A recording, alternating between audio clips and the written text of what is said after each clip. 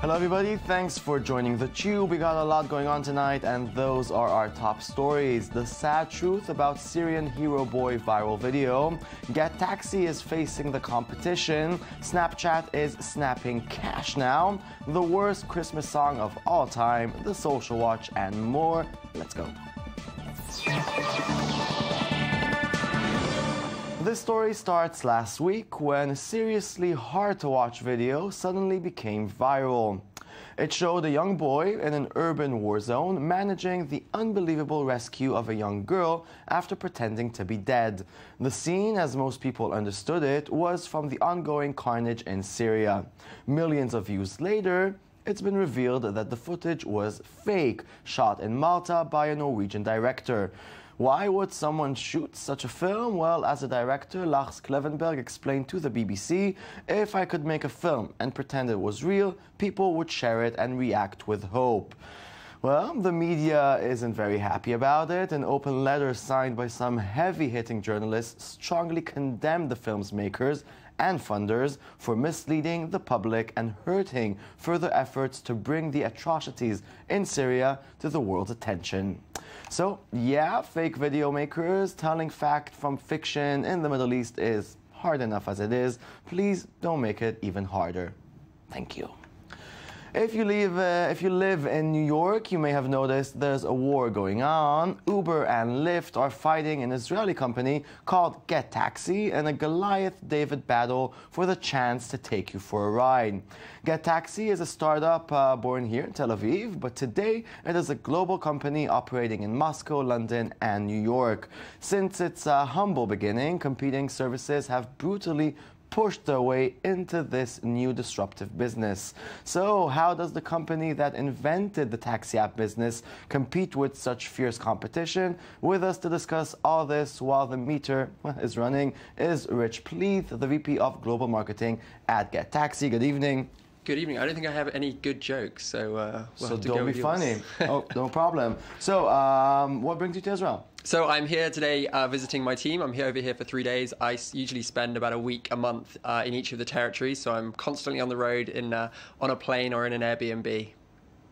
Cool. You know, it's been a while since we had representatives from Get Taxi here on theTUBE. A lot has changed now in London and New York. Tell me a little bit what's going on. A lot has changed. So in New York, since anyone was on this show, we've launched a fantastic deal. It's $10 anywhere in Manhattan. So you can start a ride in Wall Street. You can go all the way uptown to Central Park. It's going to cost you $10 in a black car, which is amazing value. In London today, we've just launched a new offer, which is £5. So you can get from the outer boroughs of London into the centre of London if it's a 10-kilometre journey for £5, which is absolutely brilliant for our users. And our drivers are loving it because they're getting so much extra work and we pay them the normal rate. So instead of spending huge amounts of money on marketing, we decided we could put this money back into our users and give them a great, great value ride. So I'm assuming the customers are super happy, good price, everything. How are the other companies reacting to I don't know, to the $10 fee thing? So the $10 fee thing, that's been going on since September, and it's going to run until the end of the year, but we may continue. We're having a look. So other companies, they've really Who are you making mad, and how mad are they? We're making Uber mad, and we're making Lyft mad. So Halo recently, they got a bit mad, and they've actually pulled out of the US, so they've pulled out of North America. Uber, they've got pretty upset with us, and they have very aggressive tactics in their marketing. They're constantly lowering prices, but they're also lowering the driver prices they're paying drivers. So what we've done is we've increased the amount we can pay drivers, and we've also decreased the amount our riders are paying. So everyone's happy in our scenario, and we're generally all really nice people, so people are really loving what we're doing. I know here in Israel, Uber just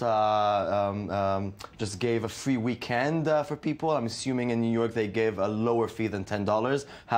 What's the tactic that Get Taxi does when these things happen? So in New York, they haven't actually lowered their fees below $10. We're doing this as a special promotion. Uber really hasn't responded in any way in New York, apart from their aggressive tactics they did earlier this year when they tried to steal away our drivers.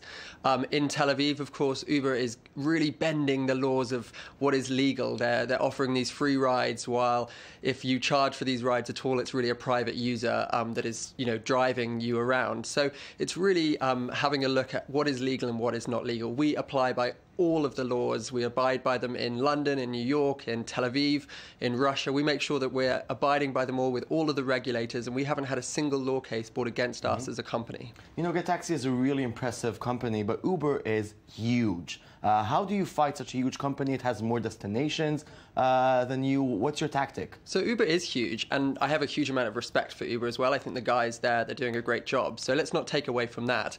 But some of the things that they are doing are very questionable in terms of ethics or morality. And they really do think that to be disruptive, you have to break the law. Whereas you don't. You can go and you can disrupt an industry. What law are we talking about? So let's talk about it in New York or in London. They're getting these drivers out there who are not licensed. They also can mean they're not on the meter, so they charge you by a metered price. But in London, that's actually illegal to do that. If it's booked by a minicab, it has to be a totally flat fare. So they're really just flaunting a lot of laws, a lot of regulating laws. In New York, there's an investigation going on at the moment with the practices they had with the TLC, the Taxi and Limousine Commission. So there's a lot of questionable activity, I'd say, that we're going on there. And what we do is we remain focused on what we're doing. We're in, these 4 key territories, and we're really, really focused on what we're doing. But do you feel the pressure? We don't feel the pressure. So the great thing is that we have a B2B solution, and we're number 1 in the B2B space worldwide. So we have this fantastic... Explain what's B2B, please. So we do, so companies such as I-24 or such as some of the largest consultancy firms out there, they can book a taxi on our platform, and it's all done on an account. So you get monthly invoices, you can book in advance, you have this 24-hour customer care. So we have we have 4 of the top 5 investment banks use GetTaxi. We have all the blue chips using us, such as Google, LinkedIn, Twitter, Facebook. Yeah, let's talk a little bit about the knowledge you have. You know that I-24 uses you, and also there was a story that Kalkali's journalist revealed that the heads of Uber are using GetTaxi. Wasn't it wrong to use such personal data? So really what we're doing there is that if you look at the personal data we're looking at, I'm only saying I-24 because we're on I-24 at the moment. Yeah, I know, but you know things, and I think as a customer, I want to know what do you do with this information. So your data obviously is extremely, extremely valuable. It's locked away. No one looks at it. You have to go through numerous safe ways to get there, really. And the data is extremely secure in our safe houses. But you used it for aggressively campaigning against Uber. No, we had a look at that because what the actual GM of Uber in Tel Aviv was doing is he was booking cars. They were taking very, very short journeys, and they were trying to recruit the drivers and saying that that GetTaxi is not worth working for. They should work for Uber, and they could make more money. So with this, we can go out and we can say this because they're really going against our terms and conditions, and that you agree to when you open the app. And I don't think that's very fair. It's not very ethical. If I came into this studio now and I tried to recruit you for a different news station, I don't think we'd be on air for much longer. I just want to know that my information isn't going to be used when GetTaxi thinks it's fit to use it. Not at all. Your information is entirely safe. It's locked away. We have very, very secure servers, and that information will never be used. You sign up by a privacy policy. We abide by that as well, and it's also by the local laws that are either in Israel, in Tel Aviv, wherever they are. I will trust you, Rich. I hope so. I will. I have a trustworthy face. Yes, you do, which might be misleading, but I will choose to believe. Let's talk about the near future for GetTaxi. What's in store? So we got some really exciting things happening in 2015. We basically are looking at, it doesn't have to be cars that you get on demand. What do you want? I had a huge house party at the weekend, which we were just talking about. And, I wake up in the morning and it's a state everywhere. I had to go through the yellow pages to find a cleaner. But what about if you could just, instead of selecting a car on the app, you could just switch that and select a cleaner? That would be absolutely great. Or if you want your dry cleaning picked up, or you want to order a pizza, could it be these things that we're switching to on the on-demand space? So we're going to see... GetTaxi wants to become an app that gets you what you need? And in New York, we're already called Get, so how about that? How about that? Okay, that sounds like a great plan. What about moving to other cities? Or you're focusing in New York, Moscow, Tel Aviv? So at the moment, we're focused on our cities. You know, these 4 cities, they really represent $20 billion in taxi revenue a year, which is absolutely massive. So what we're doing is we're doubling our efforts and making sure we're focusing, but we're definitely going to be looking at launching in other cities in the UK and then possibly other countries in Europe. Sounds amazing. Thank you very much, Rich. Thanks so much. Rest a bit from time to time. I will. Okay, let's move on. Feel like the whole wearable trend is a little bit too masculine, like me? Well, you'll be happy to know that Intel thinks the same. So enter Mica, short for My Intelligent Communication Accessory, a new smart bracelet from Intel and fashion brand opening ceremony. Unveiled last September during New York Fashion Week, the Mica is a wireless bracelet that delivers notifications featuring semi-precious stones and curved sapphire touch screen. It's rare to see Intel attempting a consumable gadget, and at $495, the smart bracelet is not that cheap, to, well, say the least, but there's kind of a strange ad for it with Rashida Jones in it, so check it out. Good morning. Yes, hi. You know, I was thinking it might be good to get some baklava for the meeting. The executive apparently is Greek. Might be a nice touch. Yeah, I'm all over it. Great. Where am I going to find baklava? Yo, boss, can I get a minute? I can give you 20 seconds. Cool. So I think I deserve a raise. What? Didn't you just start last week? Hey, boss. What's all this about? Ryan's going away party. So how about that raise? Yeah, I was thinking about it, and it's gonna be a no.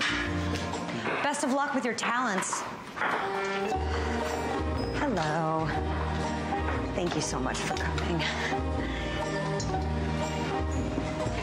You're a genius. Thanks, Mika. Okay, if you thought Snapchat is here just so you could send, well, naked pics of yourselves, the young messaging app has surprised everyone with their new feature that does not include any nude photo sending, but rather cash.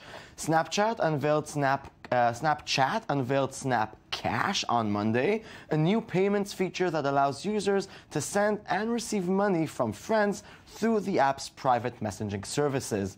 The new tool is powered by payment startup Square, which operates a similar service called Square Cash. All you need to do is send a message with the amount and the $sign, and, well, that's it. Your money is gone forever. Here is how Snapchat explained their new service to their ass pic sending audience. Well, hold on tight. It's $30. I'll get it. Will you send me 15? Yeah, totally.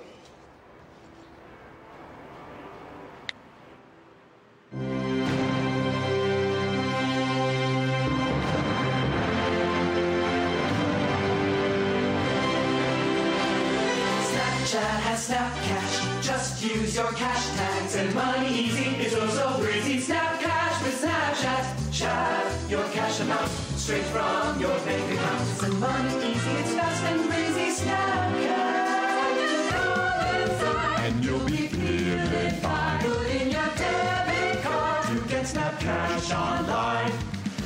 You can connect your card and it will be stored securely for future transactions. A wise investment at any age.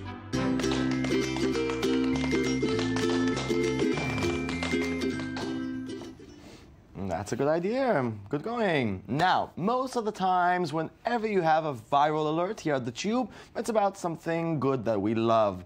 But today, we have a viral alert sent to you as a warning so that you know what to stay away from to save your souls. Christine Bell, the internet's favorite girl next door and former Veronica Mars star, together with a cappella group Straight No Chaser, teamed up to make the Song of the Devil just in time for the holidays. The song is called Text Me Merry Christmas and is already catching on despite being awful, so very awful. Here is a small part of it so you won't have to hear the whole thing and die from the inside. This holiday, you'll be far away, and I'll be all alone. So please remember this December to fully charge your phone and text me Merry Christmas. Let me know you care. Just a word or two of text from you will remind me you're still there. You don't have to add much to it. One smiley face will do. Baby, text me. Yikes. Okay, if you want to rap along to Salt and Pepper in your car, you should make sure that your husband is not filming you and that he does not post it on YouTube and that it does not get 7 million views. Just watch it, people. Watch it. I don't mess with mine. Don't keep sweating what I do, cause I'm gonna be just fine. Check it out. If I wanna take a guy home with me tonight, it's none of your business. And if she wanna be a freak and sell it on the weekend, it's none of your business. Now you should be getting into who I'm giving skins to. It's none of your business. So don't try to change my mind. I'll tell you one more time. It's none of your business. Now who do you think you are? It's none of your business. That's it. The show is over. Thank you very much for watching. We'll be here tomorrow. Log on to our Twitter and our Tumblr. It's TheTube24. And always remember, there is no way to peace. Peace is the way. Goodbye.